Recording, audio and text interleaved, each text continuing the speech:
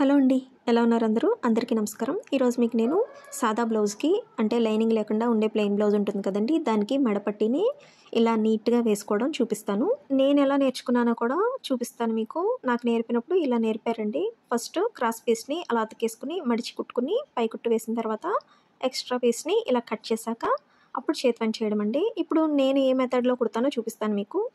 Cloth pieces ఇలా falls లాగా మిగిలి ఉన్నాయనుకోండి, వాటిని క్రాస్ పీస్లా కుట్టడానికి ముందుగా ఆ రెండింటిని యాడ్ చేసుకోవాలండి. యాడ్ చేసుకుంటే ఇలా పెద్ద ముక్కలా వస్తుంది కదా, వచ్చిన దాన్ని మనం క్రాస్ పీసెస్గా కట్ చేసుకుంటే ఈజీగా ఉంటుందండి. ఈ విధంగా ఎస్టిమేటెడ్గా కట్ చేసేస్తాను నేను. మీరైతే కొలుచుకొని కట్ చేయండి. అటు ఇటుగా కొంచెం ఎక్స్ట్రా అయినా పర్వాలేదు. ప్రతిదీ కొలుచుకుని చేయనండి, నేను అలవాటు ప్రకారం చేసేస్తాను.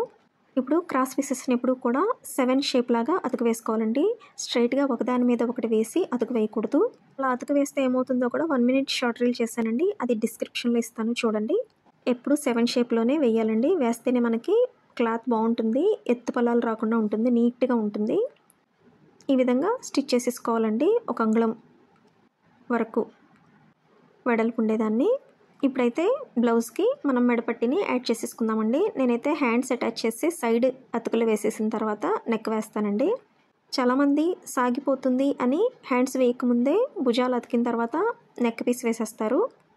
నేనైతే హ్యాండ్స్ వేసి సైడ్ అతుకులు కూడా వేసేసిన తర్వాత ఓన్లీ నెక్ ఒకటే బ్యాలెన్స్ ఉంటుందండి, అది లాస్ట్లో వేసుకుంటాను. ఇలాగా మీకు ఒకవేళ ప్రాక్టీస్ తక్కువ ఉంటే కనుక మార్క్ చేసుకోండి, 1/4 ఇంచ్ వరకు.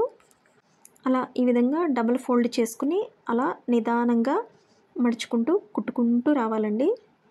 ప్రత్యేకించి వంపుల దగ్గర అంటే రౌండ్ ఉంటుంది కదా షేపు, ఫ్రంట్ నెక్కిను బ్యాక్ నెక్ దగ్గర వంపులు ఉంటాయి కదా, అక్కడ జాగ్రత్తగా కుట్టాలండి. క్లాత్ని ఇలా సరి చేసుకుంటూ కుట్టాలి. ఇలా సరి చేసుకోకపోతే కనుక ఒకదాని మీద ఒకటి పడిపోతుందండి. కుట్టు పైదాని మీద కాకుండా అడుగున ఎక్స్ట్రా క్లాత్ మీద కూడా పడిపోతుంది వేస్ట్గా. ఓకేనండి, ఈ విధంగా స్టిచ్ చేసుకోవాలి. నిదానంగా అక్కడ దాకా స్టిచ్ చేసుకున్న తర్వాత కట్ చేసేసుకోవాలి. స్టిచ్ చేసుకునేటప్పుడు బాగా సాగదీయకూడదు, అలాగని లూజ్గా వదిలేయకూడదండి క్లాత్ని. ఇప్పుడు చూడండి, ఆ వంపులు ఉన్నాయి చూసారా, రౌండ్ బ్యాక్ మార్క్ చేశాను. ఇప్పుడు ఫ్రంట్ కూడా ఇలా మార్క్ చేసుకుని ప్రత్యేకించి అక్కడ స్పెషల్గా నాట్లు పెట్టాలండి. మిగతా ప్లేసెస్లో నాట్లు పెట్టకపోయినా పర్వాలేదండి, స్ట్రైట్గా ఉండేవి ఈజీగానే ఫోల్డ్ అవుతాయి. రౌండ్గా వంపులున్న చోట మాత్రం ఇలా నాట్లు పెట్టుకోకపోతే క్లాత్ వంగదండి, నీట్గా రాదు. సో చూసారా, బ్యాక్ ఆ రౌండ్ దగ్గర, రౌండ్ వంపుల దగ్గర అండ్ ఫ్రంట్ రెండు వైపులా కూడా నెక్ రౌండ్ ఉంటుంది కదా, అక్కడ స్పెషల్గా పెట్టుకోవాలండి నాట్లు. పెట్టుకుంటే ఈజీగా క్లాత్ తిరుగుతుంది. అలా పెట్టేసుకున్న తర్వాత ఇలా పైకుట్టు వేసేసుకోవాలండి. నీట్గా చివరికంట వేసుకోవాలి పైకుట్టు. మొత్తం అంతా చూపించలేదు మీకు, కొంచెమే చూపించాను. చూసారా ఎంత నీట్గా వచ్చిందో? అలా వచ్చిన తర్వాత అలా చేతి పని చేసుకుంటే చాలా నీట్గా ఉంటుందండి. ఫస్ట్ మీకు నేను చూపించిన మెథడ్ కంటే కూడా ఇది చాలా నీట్గా ఈజీగా ఉంటుందండి.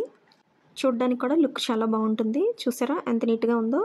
లైనింగ్ బ్లౌజెస్కి పైపింగ్ లేనప్పుడు చేతి పని చేయాల్సి వచ్చినప్పుడు కూడా వాటికి కూడా ఇలానే వేసుకుంటే బాగుంటుందండి. వీడియో నచ్చితే లైక్ చేయండి, షేర్ చేయండి, సబ్స్క్రైబ్.